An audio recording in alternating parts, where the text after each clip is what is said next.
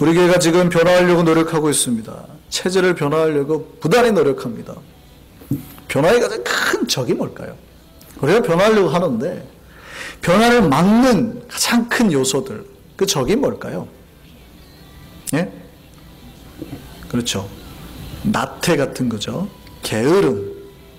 그 다음에 또 소극적인 자세, 또 편안하려고 하는 그런 것들이 변화를 거부합니다. 근데 이런 것들은 사실은 교회가 처음 변하려고 할 때 부딪히는 벽이에요. 교회가 전혀 움직이지 않다가 처음 변하려고 하면 부딪히는 것들이 이런 겁니다. 게으름, 소심한 마음들, 좀 더 편안하고자 하는 마음들. 그런데 교회가 조금 변했어요. 어느 정도 변화를 맛본 공동체의 가장 큰 적이 뭔지 아세요? 이제 좀 변했어요. 변하고 으쌰으쌰하고 야 이런 것도 있네, 새롭게 가네, 이것도 좋네. 변화를 맛본 공동체가 부딪히는 가장 큰 적 뭔지 아세요? 그게 익숙함입니다. 전혀 안 변하는 교회에서는 사실은 이런 문제가 없어요. 근데 어느 정도 이제 변하려고 하고 변화를 맛본 그런 공동체는요, 이제 익숙함이 병으로 작용합니다. 익숙함이라는 건 이제 어느 정도 변화된 상태예요. 고정이 된 상태죠. 우리가 사실은 변해서 야, 이 정도만 해도 야 좋다 야. 야, 변화가 안 변하려고 했는데 변했더니 좋네. 그러니까 변한 그 상태를 어떻게 해요? 만족해하고 대견해합니다. 그러니까 이것이 어느새 이제 폼으로 작용하는 거죠. 또 변하지 아니하는 새로운 익숙함으로 작용하는 겁니다. 사실은 변화라는 것은 어느 한순간에 멈추는 게 아니라 계속해서 일어나는 거거든요. 그런데 이 변화가 한 단계, 한꺼번에 변하면 힘들어해요. 그러니까 보통 변화는 과정을 통해서, 단계를 통해서 이렇게 조금씩 변하게 나가는 겁니다. 특별히 이 지도자들이 여러분에게 큰 변화를 요구하면 힘들어하기 때문에 우리가 변할 수 있는 한두 가지를 끊임없이 얘기한다는 말이죠. 근데 변화를 하자 그러면 그 단계 과정을 통해서 쭉 가야 되는데 많은 사람들이 첫 번째 과정이나 두 번째 과정에서 만족해해요. 야, 변하니까 좋네. 그런데 거기서 그 익숙함을 느끼고 포기하고 주저앉는 순간 더 이상의 변화는 없다는 거예요. 예를 들어서 어떤 사람이 수레를, 짐을 이제 옮기려고, 큰 물건을 옮기려고 합니다. 여기서부터 저기 멀리까지 가야 돼요. 이걸 그냥 들고 가기엔 무거우니까 아이디어를 냈습니다. 판자를 하나 넣어서 판자에다 짐을 넣고 끈을 묶었어요. 판자에다. 이걸 끌고 가는 거예요. 훨씬 편하겠죠. 근데 생각을 해보세요. 무거운 짐을 올리고 판자를 넣고 그 바닥을 질질질질 끌고 가는데 이게 쉽겠어요? 어렵겠어요? 어렵잖아요. 그래서 이 사람이 하나의 변화를 생각해냅니다. 아이디어를 하나 생각해요. 야, 이게 어떻게 하면 저기까지 가지?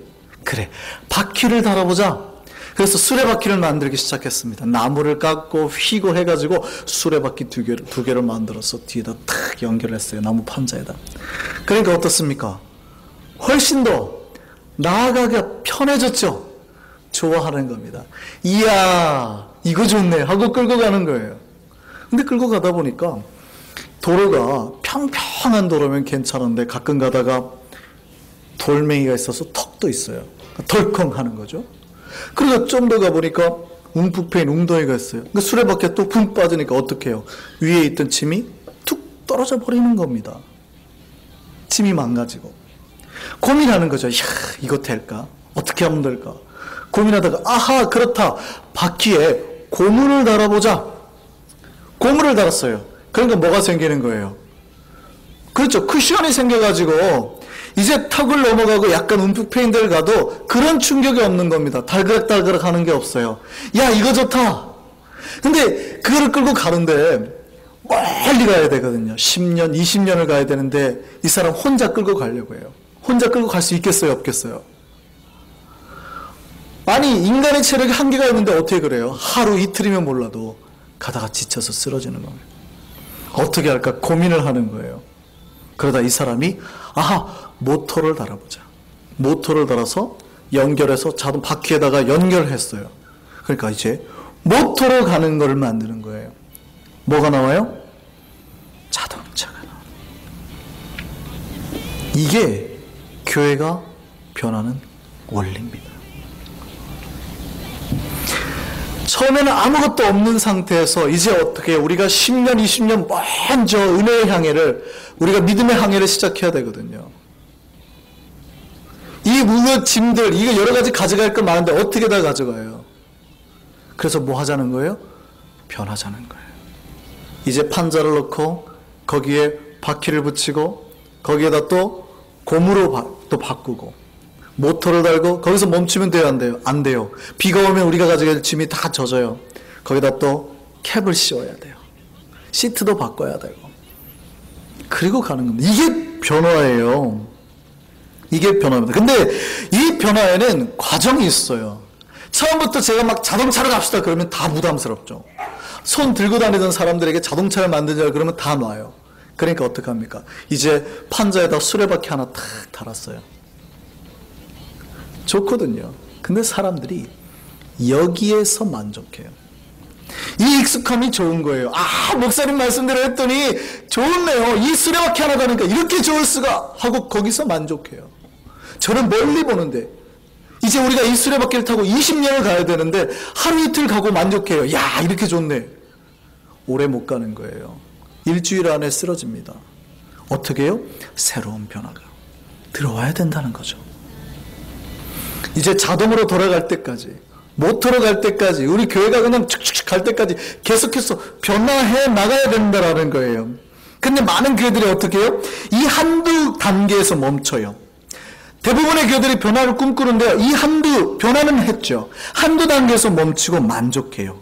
그리고 그 만족한 걸로 나머지 사역을 다 하려고 하는 거예요. 수레바퀴 하나 다른 걸로 모든 사역을 다 해내려고 하는 거예요. 그러니까 많은 교회들이 중도에 포기하는 겁니다. 그리고 변했다고 그 자축해요. 만족해요. 진정한 변화가 아니에요.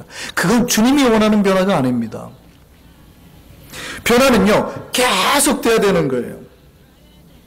어느 순간에 멈추면 변화가 아니에요. 계속 돼야지 변화입니다. 단지 급격한 변화는 충격을 주니까 단계로, 과정으로 나눴을 뿐이에요.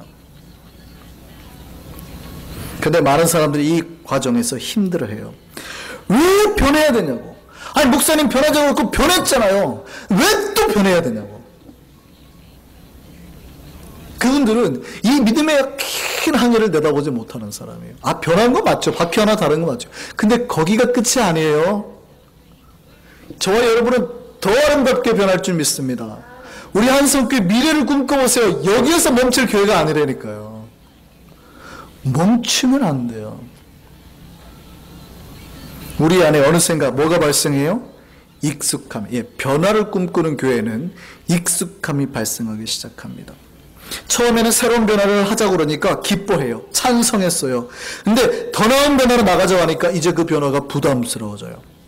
그리고 그 익숙함이 예전에 자기가 과거에 다른 사람 보고 변하지 않는다고 막 비판했던 그 사람, 자기가 그렇게 자기도 그렇게 바뀌어가고 있는데 그걸 눈치채지 못하는 거예요. 익숙함이 나를 그렇게 만들고 있는 겁니다. 변해야 됩니다. 변해야 된다는 것은 우리가 받은 은혜를 유지해야 되고 더 많이 채워야 되고 성령의 충만함으로 흘러 넘치게 해야 된다는 얘기예요. 그래서 우리가 이 변하지 않는 사랑 진리를 붙들어야 되는 겁니다. 그러니까 사실은 변해야 한다는 것은 변하지 말아야 된다는 것이 되기도 해요. 무슨 얘기냐면 변해야 된다는 건 더 성령으로 끊임없이 충만해지니까 이 충만한 것이 변하지 않으면 돼요. 무슨 말인지 이해됐어요? 예. 그 서울여대 기독교학과 김창옥 교수분이 강의에서 이런 말을 했습니다. 남자들이 여자를 만날 때 처음에 잘해줍니까? 잘 못합니까? 잘해주죠. 남자가 여자한테 잘해지는 이유가 뭔지 아세요? 남자가 여자를 만나면 뇌에 도파민이라는 호르몬이 발생을 합니다. 이 도파민은요, 거의 마약 수준이에요. 그러니까 이 도파민 분비가 과다하면은요, 조울증이나 정신분열증을 일으킬 정도고, 이 도파민 분비가 줄어들면 뭐가 일어나냐면 우울증이 일어나요. 그러니까 우리 뇌에는 마약 수준에 해당하는 그 호르몬 물질이 나오는 거예요. 그러니까 남자가 여자를 만날 때는 제정신이 아닌 거죠. 사실은 반절은 미쳐있는 겁니다. 이 환각 상태예요. 마약을 한 것과 비슷해요.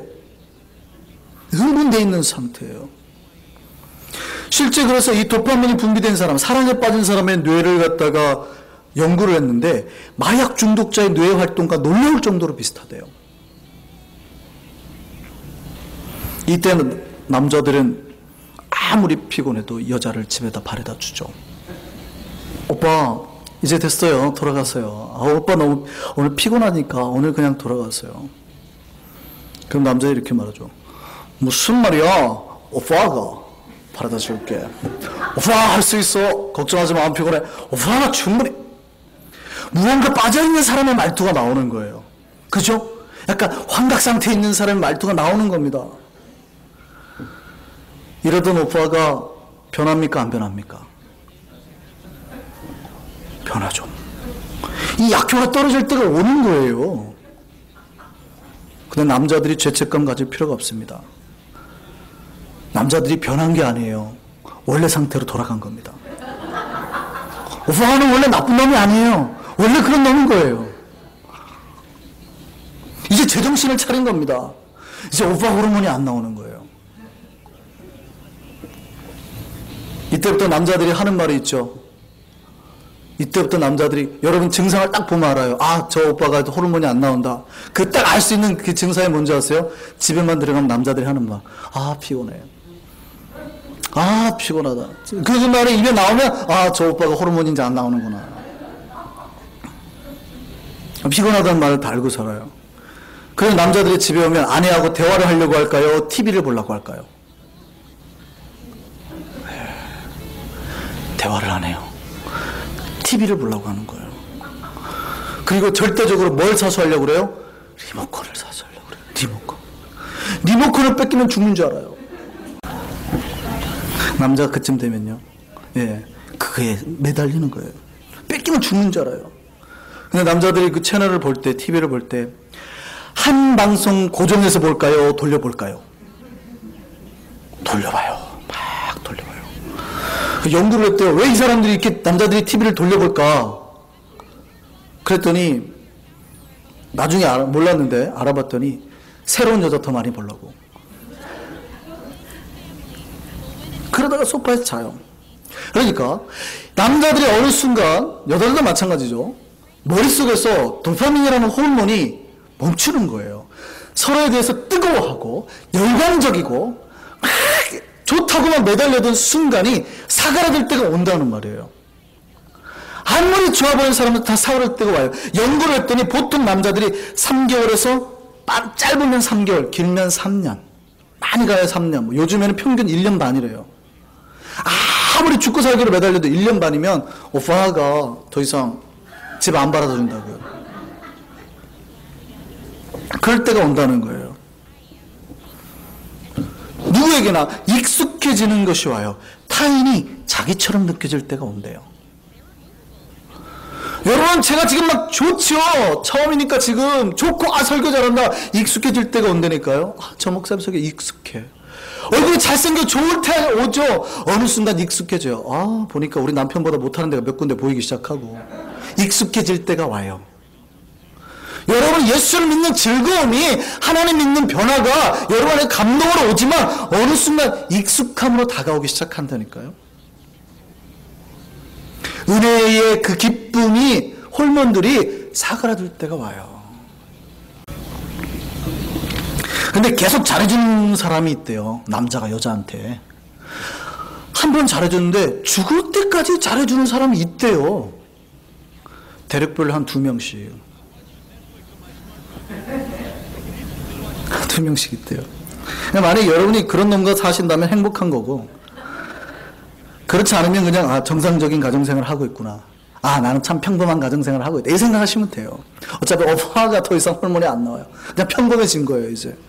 옛날 상태로, 정상적인 상태로 돌아간 거예요. 그런데 이 호르몬이 나오지 않았는데도 계속 잘해주는 사람에서 살펴봤더니 일정 기간이 지났는데 계속 잘해주는 사람은요, 이 익숙해지는 기간을 잘 넘기는 사람이래요. 요걸 빨리 개선하는 사람이래요. 그러니까 몸에 지루해지잖아요. 도파민이라는 것이 이미 멈췄는데 끊임없이 도파민이 나오도록 한대요. 도파민이 나오는 여러 가지 것들이 있어요. 뭐냐면 운동을 할 때도 도파민이 나와요. 새로운 도전을 할 때, 아니면 중간에 이제 자녀가 생기거나 새로운 변화가 일어나면 그런 것들이 다 도파민으로 역할을 하는 거죠. 또 초콜릿 같은 거 먹어도 도파민이 나와요.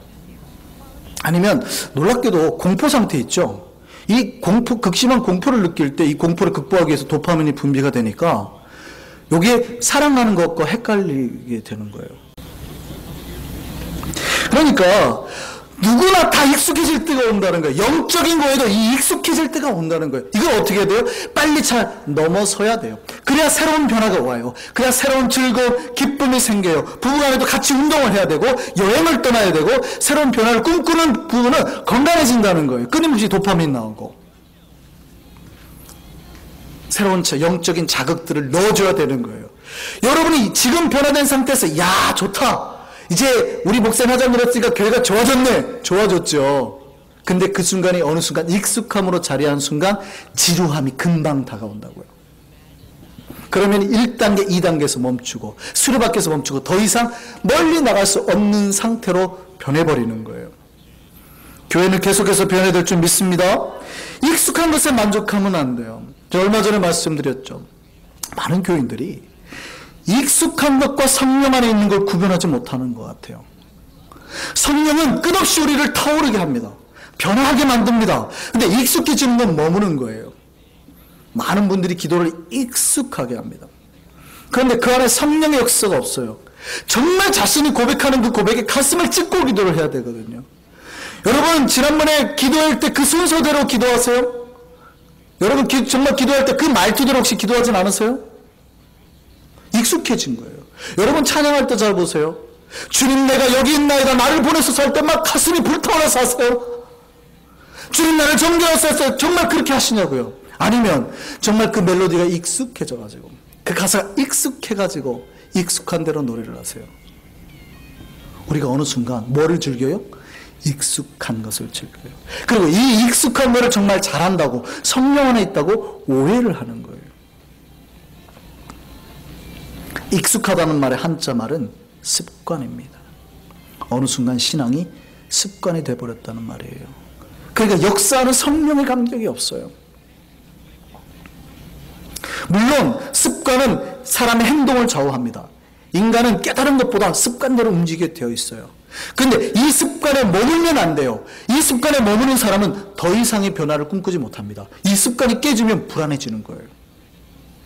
그러니까 이 습관을 넘어서야 돼요. 습관을 고쳐야 된다는 얘기예요. 단지 습관을 시키는 대로만 하면 안 돼요. 근데 습관을 고치려고 하면 쉬워요, 어려워요? 어렵죠. 익숙함을 탈피한다는 게 어렵습니다. 여러분 변화하려고 하면은요, 끊임없이 기도하고 끊임없이 움직이고 하나님의 성령의 충만함을 받아야 습관이 조금 고쳐져요. 근데 그거 안 하면서 내가 변화될 수 있다고 착각하신단 말이에요. 더 열정적으로 하나님 말씀 배우고 그 말씀이 나를 좌우하도록 내 마음을 열고 뜨겁게 기도하고 이 기도의 역사가 일어나도록 간절함을 가지고 있어야 습관이 좀 고쳐진다고요. 익숙함이 조금 고쳐져요. 근데 그렇게 안 하는데 변화될 수 있을 거라고 기대하는 사람들이 많다 이 말이에요. 야구 투수가 투구 폼을 한번 배우면 그대로 갈까요? 고칠까요? 박찬호 선수 20대가 어떻게 던진지 아세요? 박찬호 선수 20대 공 속도가 158km 나왔습니다. 지금 메이저리그에서 제일 잘 던지는 강속구가 보통 160에서 161 나오죠. 박찬호가 제일 잘 던질 때가 158 나왔어요. 이때 박찬호가 그 와인드업 할 때 다리 높이가 얼마나 높이 올라간 줄 아세요? 다리가 자기 머리끝까지 올라갔습니다. 이 머리끝까지 올라간 다리를 내려서 그 구르는 힘으로 공을 던져요. 그러니까 속도가 158km 그냥 빵빵 들어가는 거죠. 1997년에 LA 다저스에 있을 때 원정 경기를 갔어요. 애틀랜타에 있던 그 보비 콕스 감독이, 애틀랜타 브레이브스의 보비 콕스 감독이 이렇게 말했습니다. 이 친구 공은 무시무시하다. 공끝이 살아있다. 이 구질이. 그런데 지금 이제 40살이 된 박찬호가 여전히 그 똑같은 투구폼을 가지고 있을까요? 아니요. 구단에 갔더니 투수 코치가 바꾸라 그러는 거예요. 왜요? 공은 빠른데, 다리를 높이 드니까 공은 빠른데 그 제구력이 떨어지는 거예요. 볼 컨트롤이 떨어지는 거예요. 그러니까 다리 높이를 조금 낮춰라. 속도를 조금 줄이는 대신에 볼 컨트롤을 높이자. 너무 빠르는데 컨트롤이 안 되니까 다 스트라이크 존으로 들어가는 거예요. 그러니까 치니까 홈런이죠. 그러니까 투수 코치가 바꾸는 거예요. 다리 높이를 계속 내려라. 지금 40대가 된 이 박찬호가 만약에 20대처럼 최고의 피칭 하려고 계속 높이 해가지고 던지면 어떻게 될까요?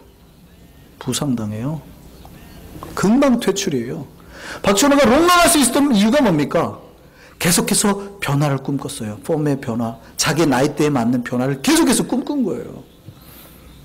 지금도 던지고 있잖아요. 지금도. 익숙한 것만을 고집하면 언젠가는 그 익숙함이 자기를 파괴하고 맙니다. 습관을 고치지 않으면요, 그 습관이 언젠가는 자기를 삼키게 되어 있다고요. 영적인 세계 똑같아요. 오늘 본문 볼까요? 오늘 본문 4절을 보면 이스라엘 백성이 모세 앞으로 나와서 원망하는 장면이 나옵니다. 너희가 어찌하여 여호와의 회중을 이 광야로 인도하여 우리와 우리 짐승이 다 여기서 죽게 하느냐. 이스라엘 백성들이 모세 앞으로 나와서 아론 앞에서 이렇게 원망합니다. 그런데 이 장면은 출애굽기 17장 르비딤 사건과 정말 비슷하게 겹칩니다. 기억하시죠? 우리가 출애굽기 살펴봤는데 출애굽기 17장 3절 한번 볼까요? 출애굽기 17장 3절 한번 보세요. 같이 한번 읽겠습니다. 시작. 거기서 백성이 목이 말라 물을 찾으며 그들이 모세에게 대하여 원망하여 이르되 뭐라고 그래요? 당신이 어찌하여 우리를 애굽에서 인도해 내어서 우리와 우리 자녀와 우리 가축이 목말라 죽게 하느냐. 너무 비슷하지 않으세요? 예, 비슷한 똑같은 상황, 비슷한 상황이 발생한 거예요. 장소는 달라요. 똑같이, 정말 똑같이 막 너무나 비슷한 상황이 나와요. 그때 출애굽기 17장 5절에서 6절 한번 볼까요? 하나님이 뭐라고 말씀하셨는지 출애굽기 하셨는지 보겠습니다. 여호와께서 모세에게 이르시되 백성 앞을 지나서 이스라엘 장로들을 데리고 나이강을 치던 네 지팡이를 손에 잡고 가라. 내가 호렙산에 있는 그 반석 위에서 거기서 네 앞에 서리니 너는 그 반석을 어떻게 해요? 치라. 너는 그 반석을 치라. 그것에서 물이 나오리니 백성이 마시리라. 모세가 하나님의 말씀을 듣고 반석을 쳤어요. 이때 놀라운 기적이 일어났단 말입니다. 그 과거에 자기가 했던 경험이 있는 거예요. 반석을 치는 게 굉장히 익숙한 거예요. 반석을 쳤더니 물이 나온 거예요. 근데 르비딤에서 비슷한 상황, 물이 없어요. 똑같이 원망해요. 근데 이 민수기 20장 8절 볼까요? 하나님이 뭐라고 말씀하셨어요? 모세에게 같이 한번 보시죠. 지팡이를 가지고 내 영 아론과 함께 회중을 모으고 그들의 목전에서 너희는 반석에게 뭐요? 명령하여 물을 내라. 분명히 하나님께서 이 무리바에서는 반석을 명하라고 그랬다고요. 말씀이 좀 달라진 거예요. 근데 모세가 어떻게 행동했습니까? 민수기 20장 9절에 12절 볼까요? 모세가 그의 손을 들어 11절 보세요. 그의 지팡이로 반석을 어떻게 했다고요? 2번. 하나님이 뭐 하라고 그랬는데? 명령하라고 했는데 모세가 어떻게 했어요? 쳤어요. 물론 모세가 분나서 그렇게 됐습니다. 이 백성들이 하나님이 도대체 언제까지 원망할까? 분도 났어요. 그렇지만 모세에겐 뭐예요? 반석을 치니까 물이 나왔잖아요. 예전에 반석을 치니까 물이 나온 경험이 있는 거예요. 그러니까 반석을 치면 물이 그냥 나오는 거예요. 사실은 명령하라고 그러는데 반석에서 물이 나오라고 해야 되는데 뭐가 더 쉬워요? 습관적으로 몸이 기억하고 있는 거예요. 반석을 치는 거.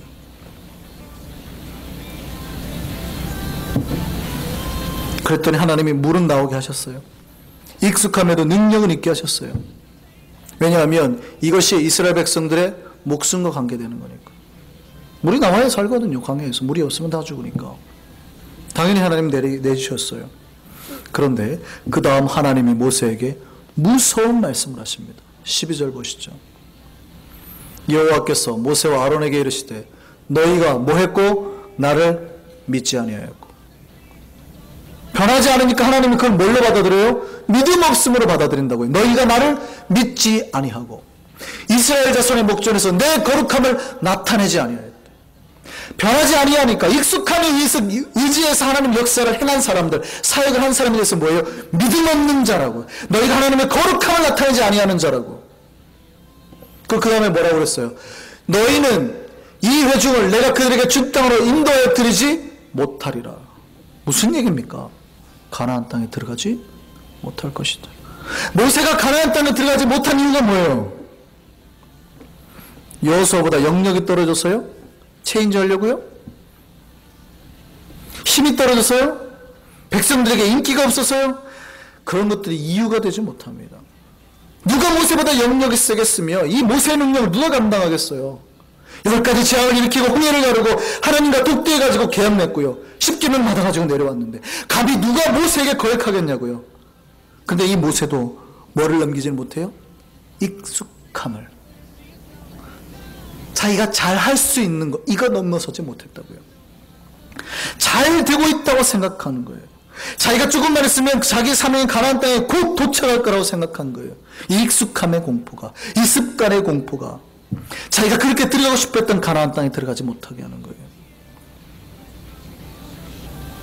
이 익숙함이 얼마나 무서운 건지 아시겠어요? 익숙함이 하나님의 영광과 거룩함을 나타내지 못하게 했다고요.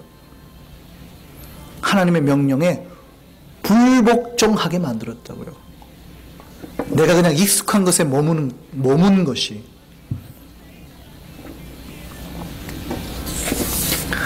익숙함에서 벗어날 수 있는 저와 여러분 되기를 바랍니다. 변화는 끝없이 이어져야 돼요. 이제 겨우 우리 교회가 1단계 넘어섰어요. 이제 겨우 수레바퀴 달았다고요. 앞으로 우리가 2단계, 3단계 계속해서 거룩하고 열정적이고 헌신적인 교회로 바뀌게 될 줄 믿습니다.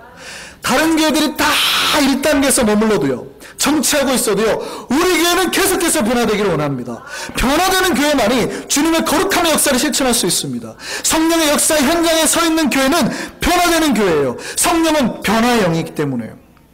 끝없이 우리를 거룩하게 변화시키시고 훈련하게 하시고 순종하게 하시고 헌신하게 만들 겁니다. 성령을 있는 교회는 그래서 변할 수밖에 없어요. 이 변화는 단순히 숫자가 늘어나는 걸 말하는 거 아닙니다. 교회 안에 있는 성도가 거룩해지기 위해서 기도하는 것, 훈련받으며 말씀의 능력 가운데 변하는 걸 말하는 겁니다. 여러분 예배 드릴 때마다 감격이 넘쳐야 하는 걸 말하는 거예요. 그런 교회가 주님이 기뻐하는 교회입니다. 우리는 그렇게 변화하는 교회가 되기를 바랍니다. 변화하는 교회 위에 하나님께서 놀랄 수 없는 미래의 아름다운 청사진을 제시할 줄 믿습니다. 기도하겠습니다.